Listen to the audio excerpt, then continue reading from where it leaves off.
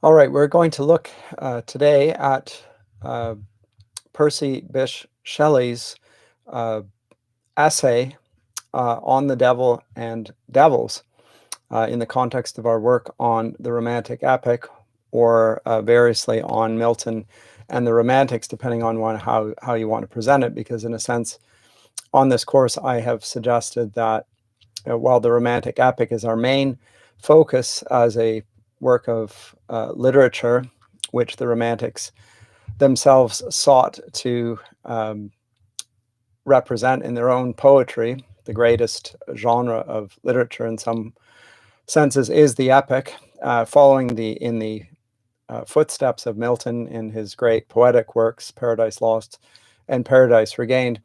I also said that Milton himself and all aspects of Milton are of interest to the Romantic poets, from their understanding of Milton as a defender of freedom and free speech, to his political engagement, to his politics, insofar as he was put himself alongside of the Republicans against King Charles I, and was thus a political radical of sorts in his day, which suited the Romantics in the context of their age, namely the French Revolution.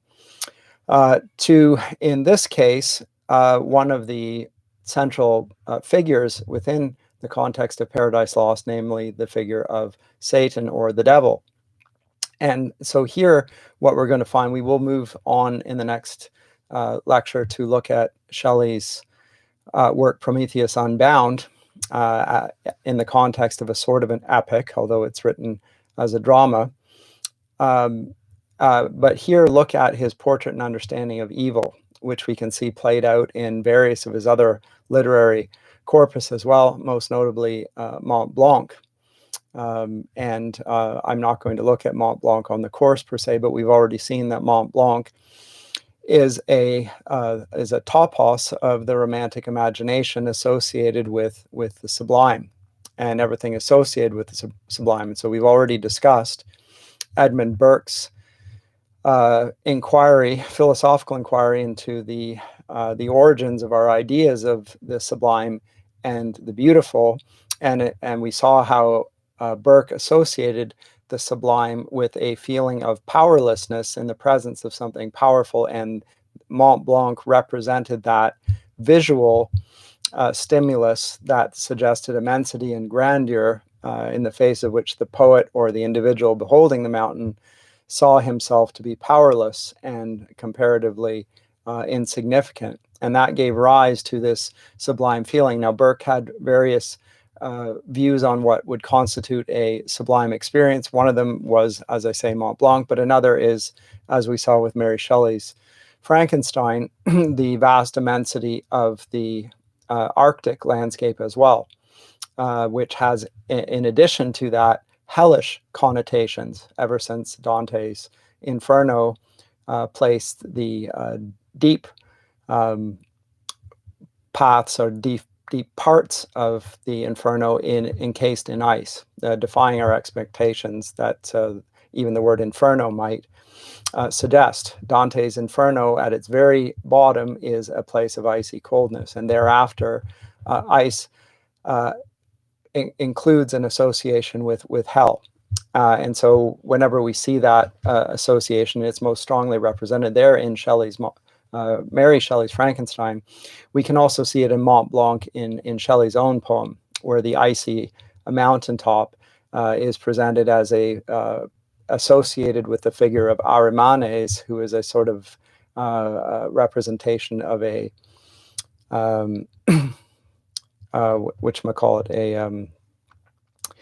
portrait of evil that is strongly associated with Manichaeanism.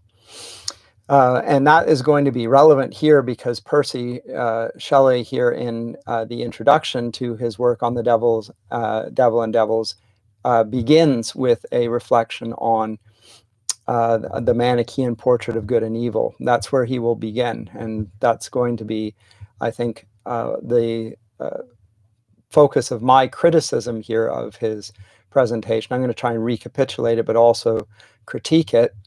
suggests the challenges with his portrait in so far as he seeks to represent not only the early origins of Satan or Lucifer or the devil, and give a sort of a historical chronology or even an etymology of the words at points, showing his scholarship, but by so strongly tying it with the ideas of Manichaean dualism, he falls into the error of associating that heretical stance with the Christian position. He doesn't seem to understand how very different the Christian conception is, and therefore also misrepresents and misunderstands Milton's portrait thereof. But I want to begin with a couple prefatory remarks before I get into looking at Shelley's On the Devil and Devils and the discussion of Manichaean conceptions of good and evil, with just the aside by one of his contemporaries, because we've moved now into the second generation of Romantic poets. The first generation were the three that we've previously mentioned, Blake and Wordsworth and Coleridge in particular, although really Blake is almost insignificant in terms of his influence on the period. He becomes interesting in latter years, but in his own day he had very little impact, and indeed in the 19th century not so much either, unlike this man Shelley, who was very much influential by 1850, although not so much in his own day. But both and the second generation of Romantic poets must be seen as in the context of the first generation. So to recapitulate slightly what we said earlier on, the Wordsworth and Coleridge began very much sympathetic with the aims and the political aims in particular of the French Revolution. Very much they would be seen as radicals in their political sensibilities and otherwise. But as the reign of terror set in 1795 with Robespierre and the bloodletting of that came from the revolutionaries themselves, and then even worse, its representation in terms of the military power of Napoleon Bonaparte, those two men, the early Romantics, moved to a far more conservative, and to the mind of the second generation, betrayed the movement, as it were, because the second generation remained sympathetic with the aims and ideals of the French Revolution, and they were far more radical in all of their works, politically and otherwise, and even in terms of their poetics. And let me get to that now, because one of their contemporaries, a writer by the name of Robert Southey, Southey himself a poet laureate, referred to both Shelley and Byron in particular as the Satanic school. So in his work, A Vision of Judgment in 1821, he referred to these types of writers who are characterized by a satanic spirit of pride and audacious impiety, end quote. Now, he doesn't mention Byron and Southey by their names, but I think it's generally understood that he was referring to those two gentlemen in his reference. And so the Satanic school, so-called, we can associate with these two men, but of course, in some measure, we might even associate Blake within that, insofar as Blake, if you recall what we said earlier, believed that Milton created his Satan as this morally admirable, grand figure because he was a true poet and was of the devil's party without knowing it. And those final words are probably significant. He was of the devil's party without knowing it. So, and what held him back was his commitment to Christian orthodoxy, as Blake saw it. And orthodoxy was the problem. And he needed to move on from that formal doctrinal commitment to embrace a true spirit of creativity, which would not depend on any fixity per se, but rather on energy and power and so forth. But that's Blake's conception. Shelley's is rather different. Shelley, let me say a few words about Shelley in terms of his history, by final word of prefatory comments before we get into the work. Shelley, early on in his life, wrote a treatise which is not insignificant to the topic here. It was called The Necessity of Atheism. Now, he wrote it as a first-year undergraduate at Oxford University. He was at Queen's College. And he wrote it out of a firm belief in the power of reason, believing in his naivete that by force of the necessity of his arguments, which he thought were indisputable, that others would be persuaded by his appeal. And so he wrote this, and he not only wrote it, he sent it to important people that would be associated with Christian doctrine, namely the heads of the colleges in Oxford, probably some in Cambridge, and also to all of the bishops in England, for which he was expelled from the university. You know, I'll give Shelley credit. He had the courage of his convictions, even if he might have been naive. I'll also say that there's enormous hypocrisy associated with Oxford on this front, because if you go into Queen's College, make a right turn, you will see this effigy in marble, white marble. It's quite splendid, of Shelley, the most famous man associated with Queen's College, Oxford. But it's a man that they expelled. So this is a rather extraordinary tribute by the institution itself.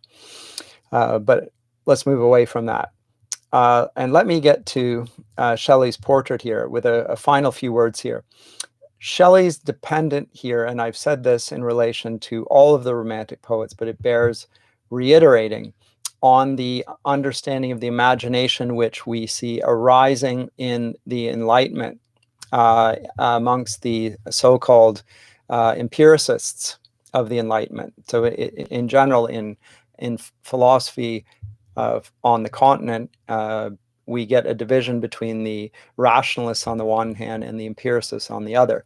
And the empiricists are those that were the most influential in the context of England. So figures like Thomas Hobbes, John Locke, and David Hume are those we commonly associate with the empiricists. And in all of these writers, the imagination plays a particularly strong role.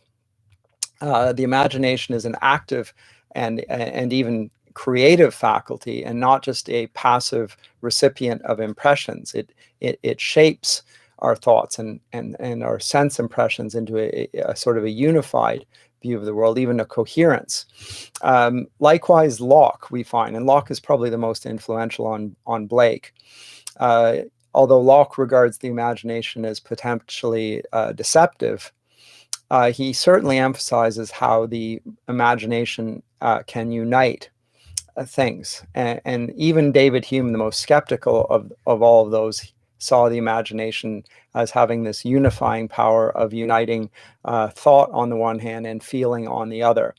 And I think when we're speaking of feeling here, we have to think more in the sense of bodily sensation. So it's the faculty that bridges the Cartesian divide between mind and body in Hume's senses here. So the sensations, the five senses, which give us the sense of feeling, connects our ideas with that, and we get, in the imagination is this unifying faculty.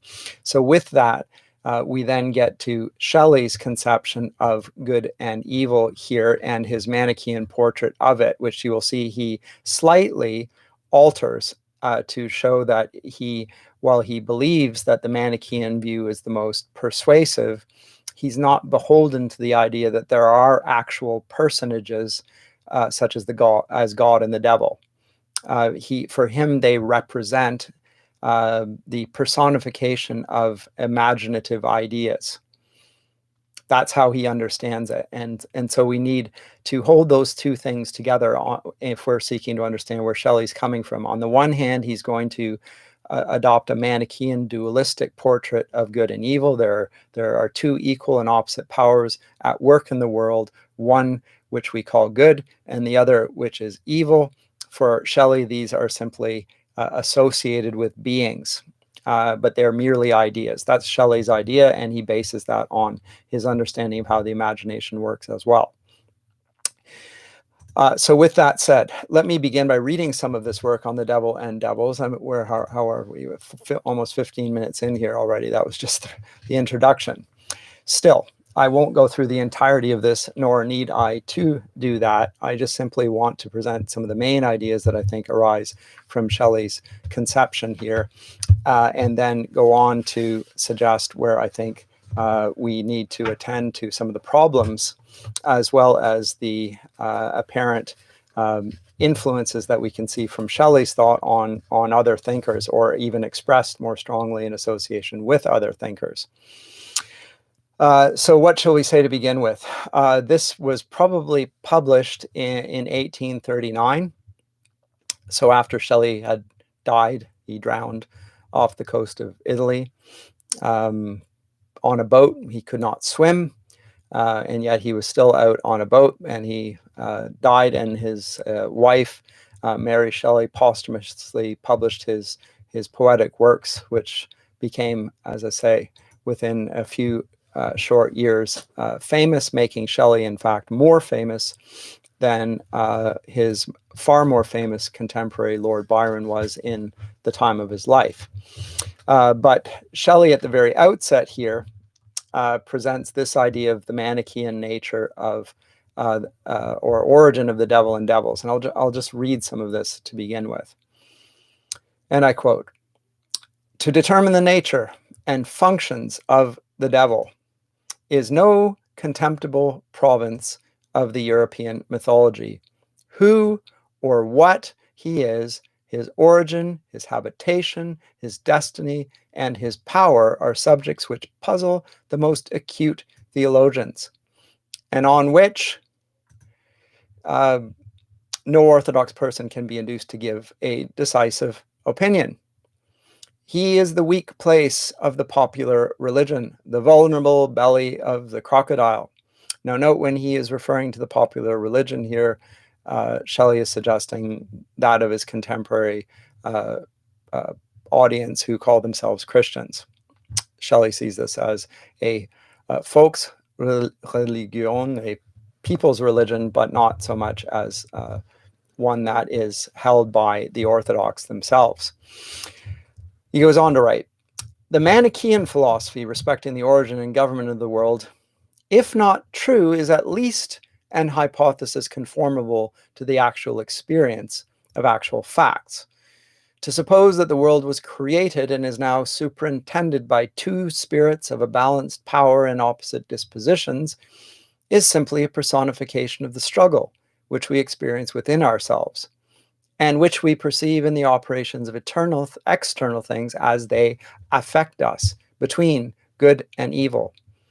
The supposition that a good spirit is, or hereafter will be, superior is a personification of the principle of hope, and that thirst for improvement without which present evil would be intolerable. The vulgar are all Manichaeans. All that remains of the popular superstition is mere machinery and accompaniment.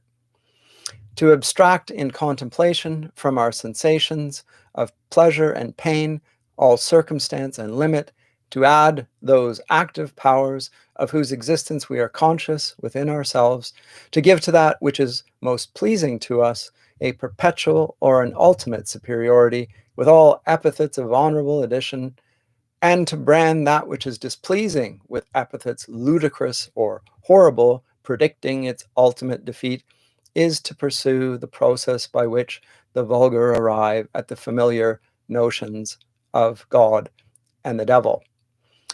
Okay, so Shelley associates his contemporary Christians with the Manichaean position on good and evil, that there is a figure of good at work in the world, whom they call God, and there is a figure of evil at work in the world, opposing God, equal and opposite to him in every respect, whom they call the devil. Now, I cannot comment on the popular conception or how widely held it was in Shelley's day, and I cannot also do so how it is presented in our day. What I can say with greater authority is that Shelley here, when he portrays this as the Christian position, errs badly. And he does so precisely for the reasons that he identifies. He associates them with Manichaean philosophy. But the Manichaean position on good and evil, that is, of two equal and opposite powers warring within the world, which Shelley says we have warrant insofar as we experience the reality of good and evil in our lives, is nonetheless not the Christian position on the nature of good and evil. The Christian position on the nature of good and evil, which is represented by John Milton in his work Paradise Lost, is that the devil, although he is posited to exist, is not evil in his existence. He is evil insofar as he opposes God. And that evil, strictly speaking, in and of itself does not exist at all. This is the Augustinian position, or often associated with the writer Boethius as well, in his famous work, The Consolation of Philosophy, if you want to look this up as well. And he portrays evil not as an entity, but rather as a privation of the good, or the absence of the good. When I say a privation, it's not a negation, it's a privation, an absence thereof. And evil in its work and exercise as an experience, what we experience as an evil is actually a lack of goodness. And it's so powerful and horrible that we experience as a reality and a presence, and sometimes language, we use the wrong terminology to describe it. But strictly speaking, evil does not exist, because existence is a good and evil is not good. And evil does not exist. But Satan does exist, on the other hand, and insofar as he exists, he is good, because he is a created being. And this is what Milton will say. So let me say, I'm going to give a sense, and I'm going to some degree lean on Milton, or Milton C.S. Lewis's representation of Milton's position, which I think is accurate, of how good and evil are portrayed in Milton's Paradise Lost, before then going to Mr. Shelley and his presentation of it, because I think it's helpful to see what the orthodox position is and what Milton is seeking to present in his work, before then taking on Shelley's misrepresentation of the Christian position, and along with that, Milton's position. I think he misunderstands Milton when he reads him. So first of all, Milton's position is essentially that of Augustine on the devil and the church as a whole. And so there are several points here, and I'm going to just enumerate them. First of all, God created all things, without exception, good. And he called them good. If you go back to the Genesis account, everything that God creates, he calls good. He names it good. It's like a refrain at the end of the days of creation. And mankind he created very good. Good. And because they are good, no nature, that is, no positive reality, is bad. And the word bad merely connotes the privation of the good. Now, if you want to find a source for that, go to Augustine's The City of God, section 11, subsection 21 and 22. And so when Milton's God says of Adam, I made him just and right, and adds, such created I all the ethereal powers, Paradise Lost, chapter 3, verses 98, he is referring to even the beings that fell. He created them good. And hence the angel says, one Almighty is from whom all things proceed, if not depraved from good. Created all such, that is good to perfection. That's Paradise Lost 5, verse 469. And so what we call bad things are simply good things that have been perverted. They're good in their nature, and yet they're perverted, they're distorted, they are lacking of something. And this perversion arises when a conscious creature becomes more interested in itself than it is in God. And Milton portrays this consistently in his description of how sin arises from Satan. It pops out of his head the way Athene arises out of Zeus's head. In the same way, Satan falls in love with himself, his own ideas, and then commits, and this is a terrible portrait, but it's presented as the genesis of evil in book 2, lines 600 and following, therefore, when he sees a vision of himself, which is sin, loves sin, and creates death from that sexual encounter, which is obviously has allegations of incest about it as well. It's a very horrifying portrait. And therefore, that's where sin and death come from. They come from out of Satan and Satan's love of himself rather than the one thing which is truly worthy of adoration, namely God. And he wishes to exist on his own.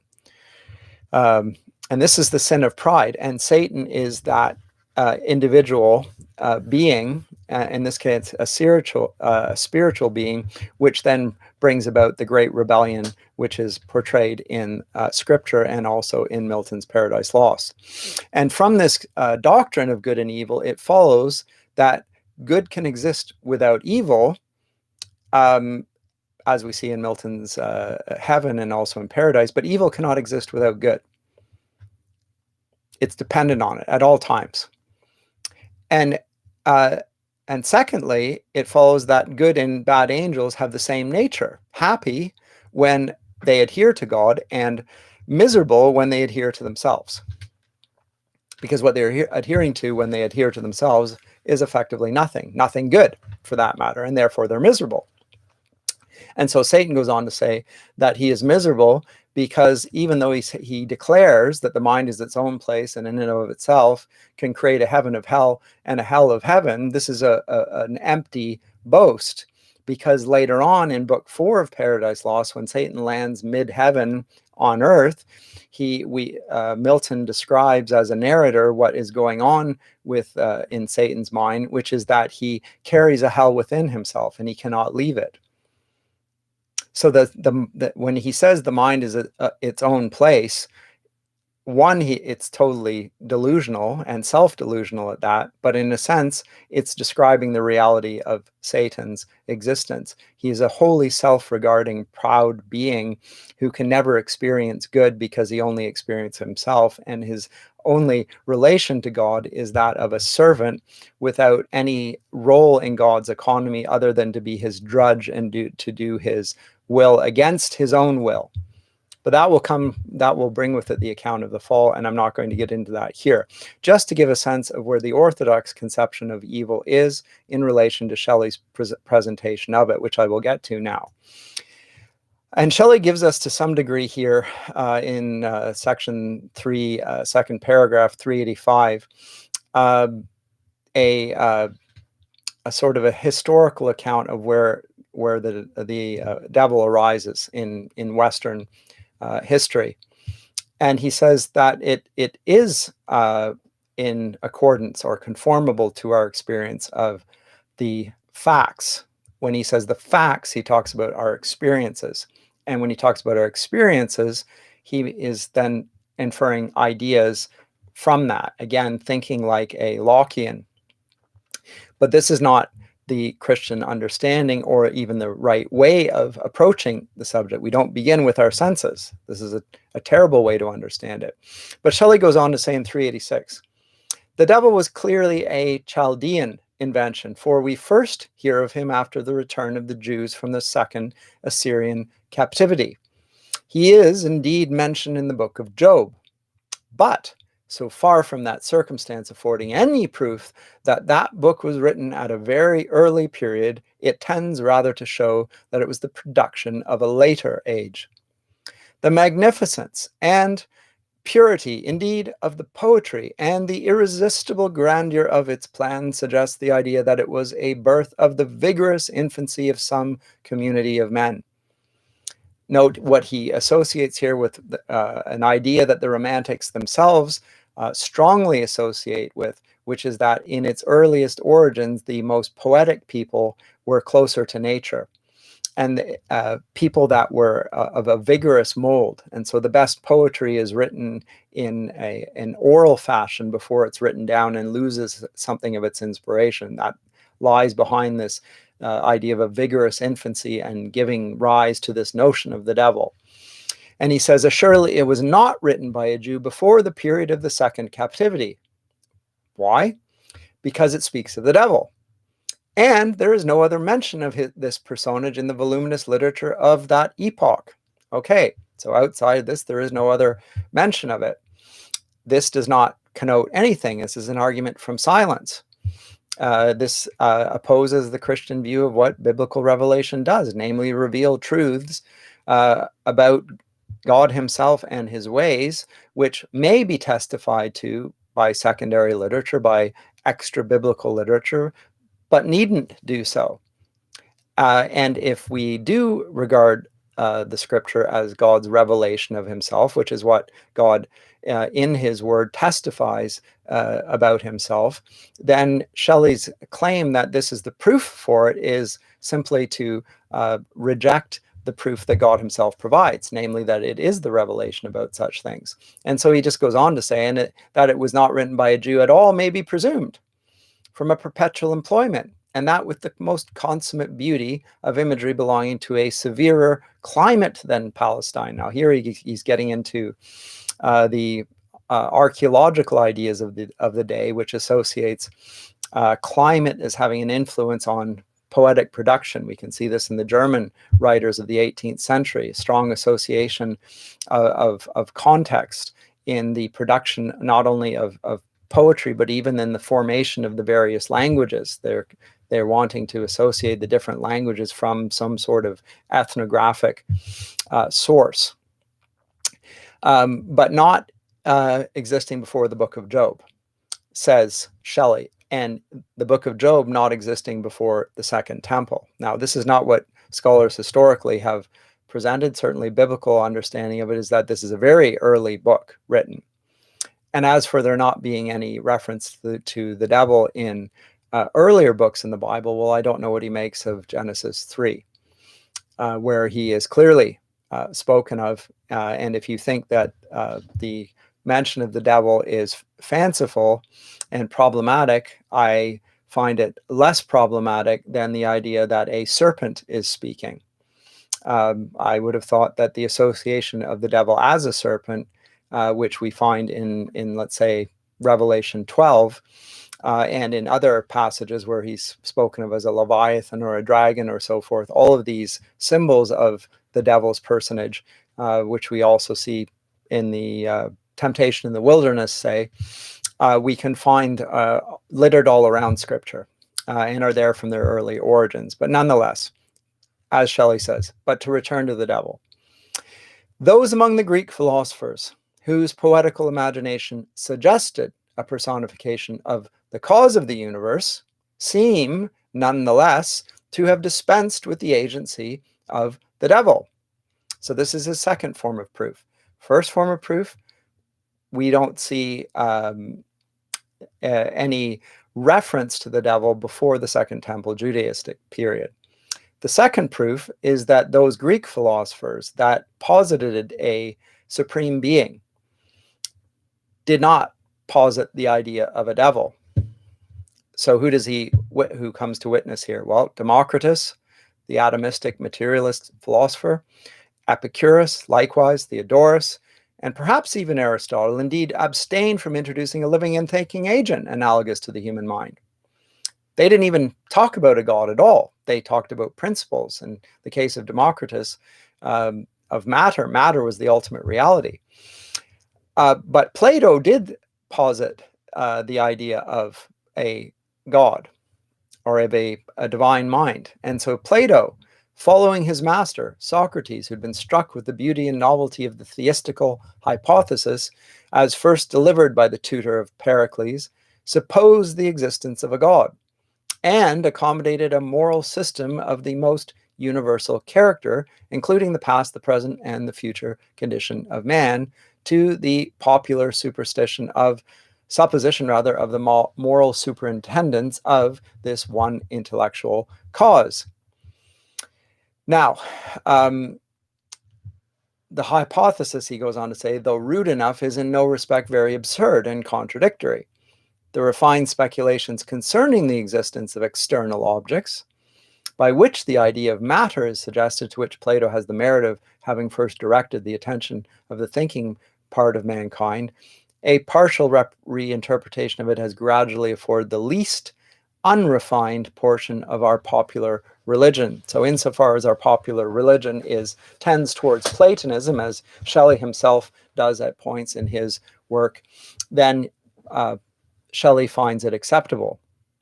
But let me say this in response to that. First of all, it was conjectured amongst the Greek, not the Greek, Augustine, I believe it was, who referred to his belief, or was it Ambrose's belief that then passed it on to him, that Plato must have spent time in Egypt, and while in Egypt encountered Jewish thinkers who were monotheists, and brought that knowledge from the revelation given to the Jews back with him to Greece, and from that experience then supposed or presented a philosophical system based on that revelation, which we now associate with Plato and with Socrates.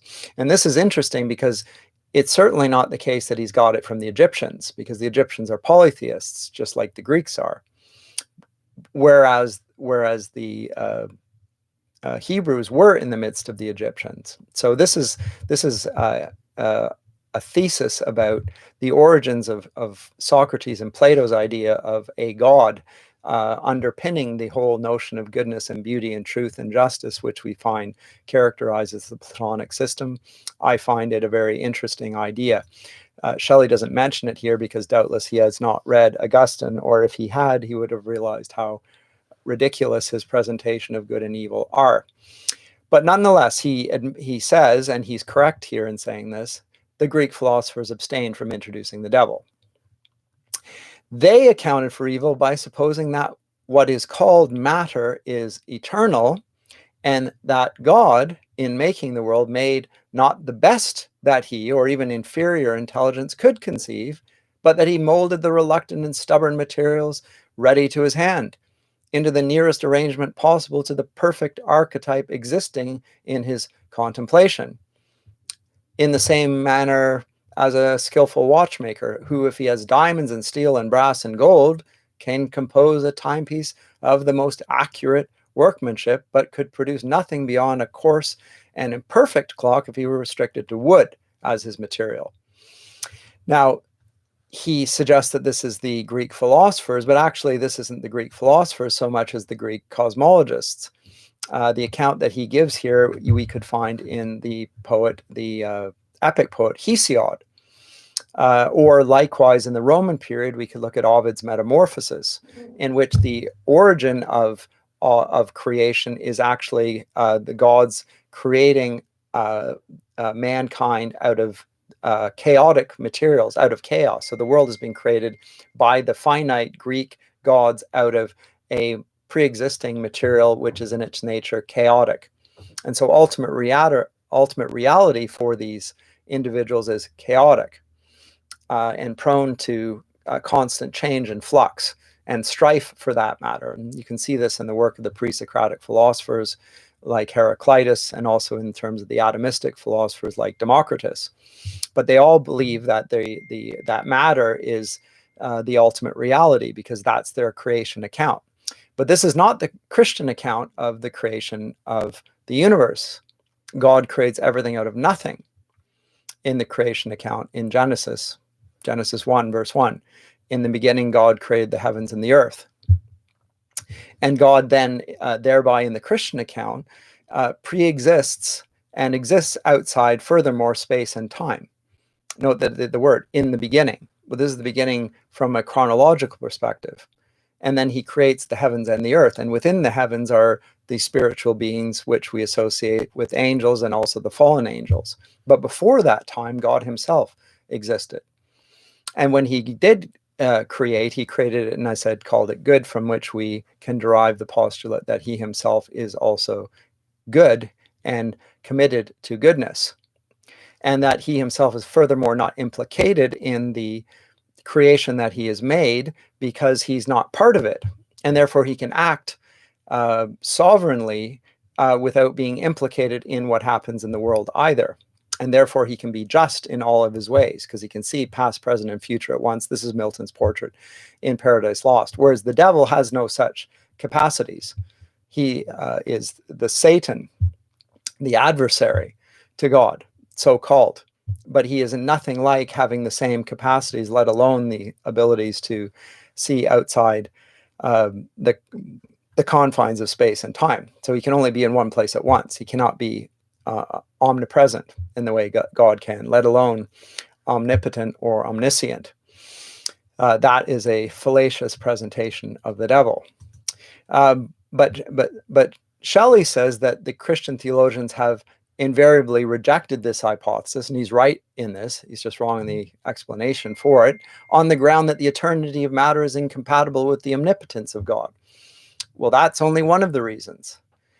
And then he further goes on, like panic-stricken slaves in the presence of a jealous and suspicious despot, they've tortured themselves to devise some flattering sophism by which they might appease him by the most contradictory praises, endeavoring to reconcile omnipotence and benevolence and equity in the author of an universe where evil and good are inextricably entangled, and where the most admirable tendencies to happiness and preservation are forever baffled by misery and decay. The Christians, therefore, invented or adopted the devil to extricate them from this difficulty. So there's the explanation for it. The material world is all that they have to this, and rather than confine God himself to this, they create the devil because it's a useful way of reconciling the fact that God is not a material being. Therefore, we have this opposite idea. So this is Shelley's account of the genesis of the devil in Christian thinking. It's a fanciful hypothesis. However, I would say to this very day, it is one which remains rather popular amongst the ignorant in academia and elsewhere when they talk about good and evil and the nature of good and evil. They are mental projections which we personify and attribute divinity on both parts. And this presentation, I'm afraid to say, you sometimes hear Christians speak in the same terms, that the devil made them do this or that, and the devil is present and misleading them and so forth. And I think C.S. Lewis is a good corrective in this, insofar as he announces that as much as we might esteem C.S. Lewis, he himself doesn't think that he's that important for the devil to be occupying himself, spending his time on his shoulder, directing his ways or misdirecting, as the case may be. And I think that he is correct in this. On the other hand, we're not going to go so far as to say that the devil does not exist, or that he is a being of power, or even the prince of this world, because these are biblical presentations which Jesus himself endorses. He's the prince of this world. There is a power there. He's amongst the spirits of the air. But that confines him to a particular place and space. It means that he cannot be everywhere, let alone having the power to influence all things for evil. He is, in the Christian understanding, God's drudge. He serves his purposes. Even when he opposes God, God can bring good out of evil. And he does this quintessentially at the cross. But then Shelley gives his mocking portrait, showing his comic aspect to his writing, and I think we have to hear almost the mocking tone here. They then proceed to relate gravely that one fine morning a chief of these spirits took it into his head to rebel against God, having gained over to his cause a third part of the eternal angels who attended upon the creator and preserver of heaven and earth. After a series of desperate conflicts between those who remained faithful to the ancient dynasty and the insurgents, the latter were beaten and driven into a place called hell, which was rather their empire than their prison, and where God reserved them first to be the tempters, and then the jailers and tormentors of a new race of beings whom he created under the same conditions of imperfection, and with the same foresight of an unfortunate result. The motive of this insurrection is not assigned by any of their early mythological writers. Milton supposes that, on a particular day, God chose to adopt as his son and heir the reversion of an estate with an immortal incumbent, would he worth little, a being unlike the other spirits, who seems to have been supposed to be a detached portion of himself, and afterwards figured upon the earth in the well-known character of Jesus Christ. Now, what Shelley says here, Milton has fancifully invented. We get the account in, as it says in the footnote, at least on the website here, and I think it's accurate. We get the footnote from, am I wrong here? Yes, the Psalm 2, and also the 12th chapter of Revelation. So not quite as fanciful as all that.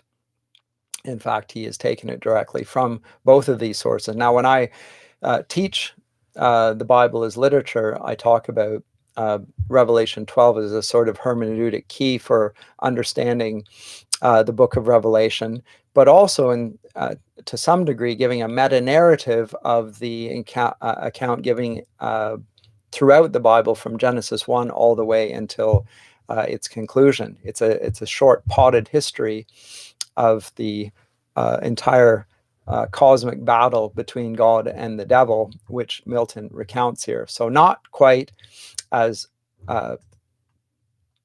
Shelley is going to present it here, working on the basis of just a few chapters in Genesis. That also is Wordsworth's view, by the way, and Shelley, and Coleridge's for that matter, at least early on. And he says he chose to adopt as his son and heir this being who is later associated with Jesus, the second person. Shelley misrepresents it by saying it's a detached portion of himself. He is a triune being, and he's not detached as such, but is ever one with God, but never mind. The devil is represented as conceiving high indignation at this preference and as disputing the affair with arms. I cannot discover Milton's authority for this circumstance. Again, look to Revelation 12. But all agree in the fact of the insurrection and the defeat and the casting out into hell. And now he describes his conception, his impression of Milton's sense of hell.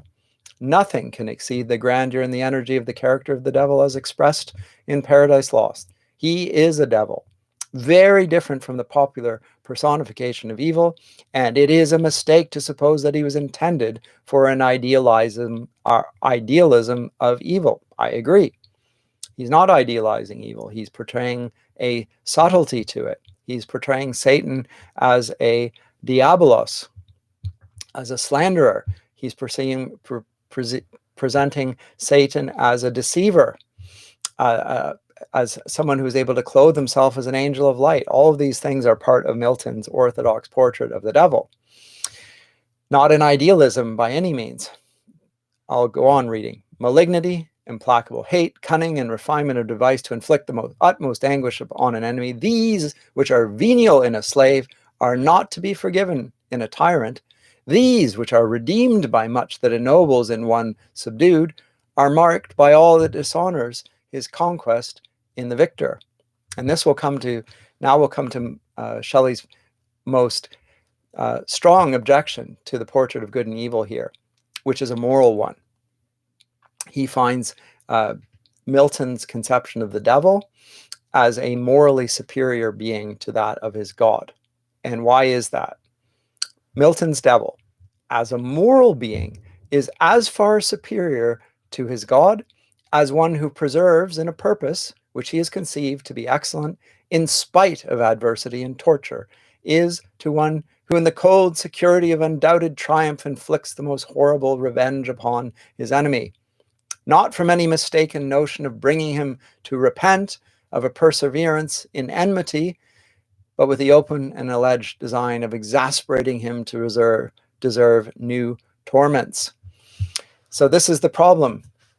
God is mean to the devil. He's a mean guy.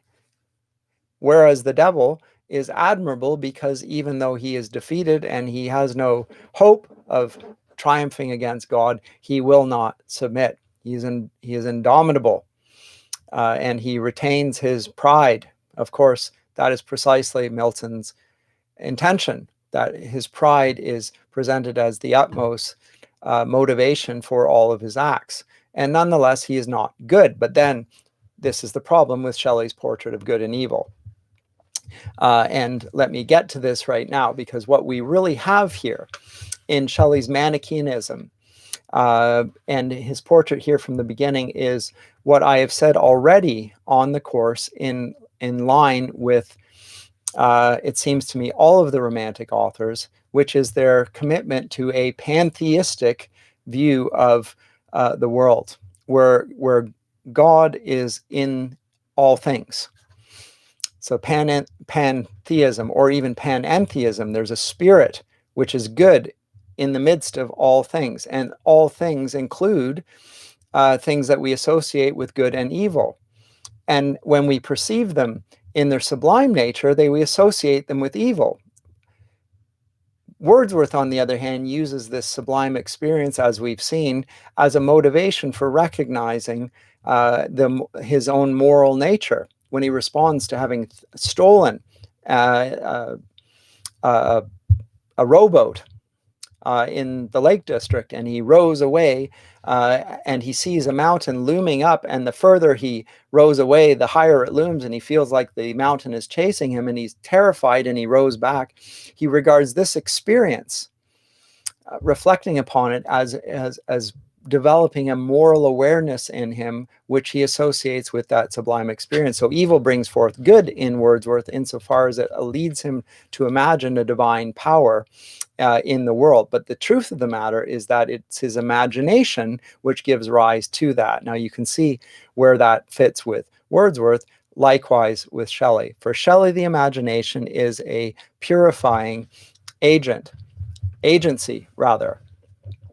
So he is not going to say, as the political radicals of the day said, and also he himself does in his early work, Queen Mab, that mankind is corrupted by society and its institutions, and if you just reform the institutions, then human nature will get better.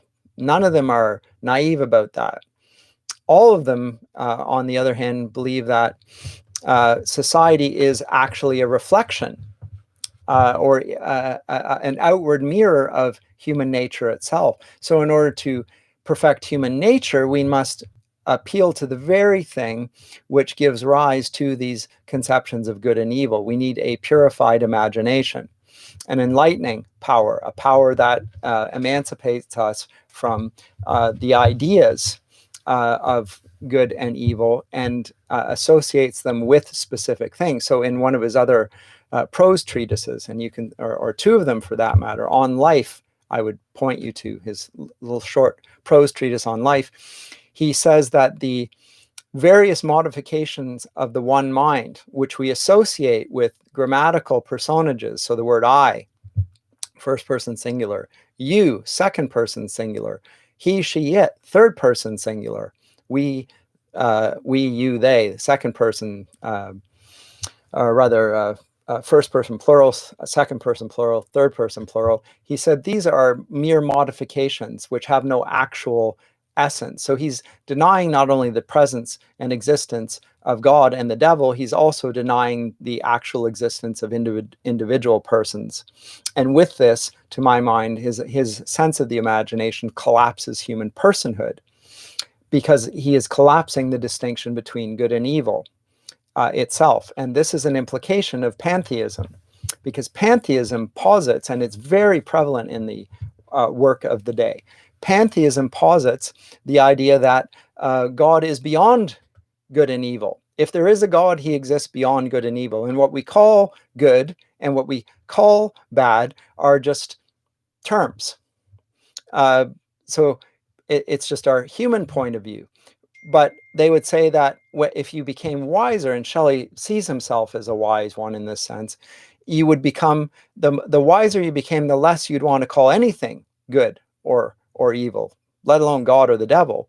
And the more clearly you would say that everything is good in one way and it's bad in another way. That was, to some degree, Blake's opinion.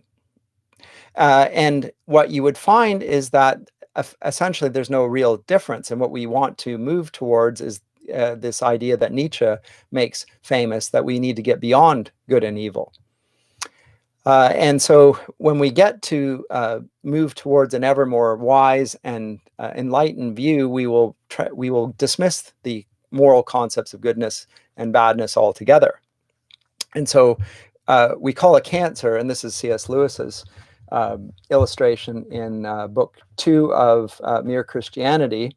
He says we call a cancer bad because it kills a man, but we might as well call a successful surgeon bad because he kills a cancer. It's just killing. Where's the good and the bad? He does something. It depends on the point of view.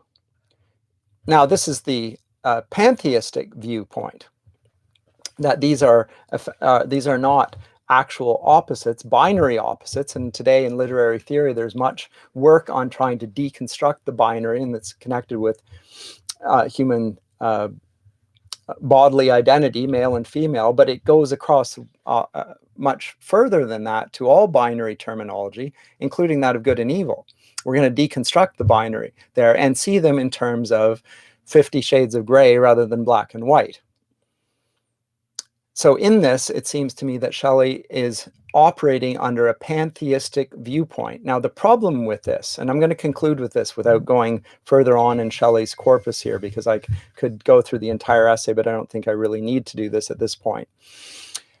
Although Shelley argues that Milton's portrait of Satan is sublime because it's more closely or it's more powerful because it's more imaginative and because it's more grand, precisely because it's emancipated from the doctrinal orthodoxy which his concept of God is. Although that's true, Shelley has a problem here, and that is that he regularly inveighs against injustice, and he's motivated by that.